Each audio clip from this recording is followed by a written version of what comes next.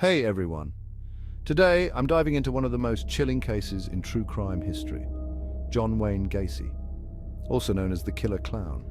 Gacy was more than just a man with a painted face and a twisted smile. He was a monster hiding behind a mask of normalcy. Born in 1942 in Chicago, Gacy's early life hinted at the darkness within.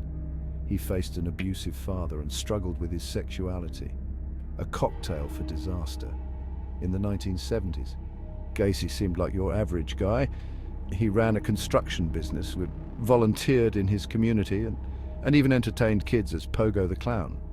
But behind this facade, Gacy was luring young men to his home, and they were never seen again. Between 1972 and 1978, Gacy brutally murdered at least 33 young men and boys. Most of them were strangled and buried in the crawl space beneath his house. Gacy's method was terrifyingly consistent. He'd lure his victims with promises of work or drugs, handcuff them, and then the gruesome ritual began. One of his victims, Robert Peist, was a turning point in the investigation when Peist went missing in 1978. Police finally took a closer look at Gacy. The search of his home uncovered the horrifying truth.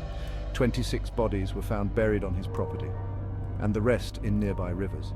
Gacy was arrested, and his trial became a media circus. He tried to plead insanity, but the evidence was overwhelming. In 1980, Gacy was convicted and sentenced to death.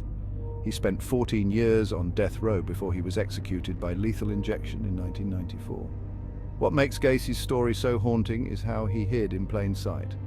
A friendly neighbor, a community volunteer, even a children's entertainer. Yet he was one of the most prolific serial killers in American history. Gacy's case remains a stark reminder that monsters can be where you least expect. It's a chilling thought, but one that true crime fans know all too well. Thanks for joining me on this deep dive into the horror that was John Wayne Gacy. If you want more true crime stories, don't forget to like and subscribe. Stay safe.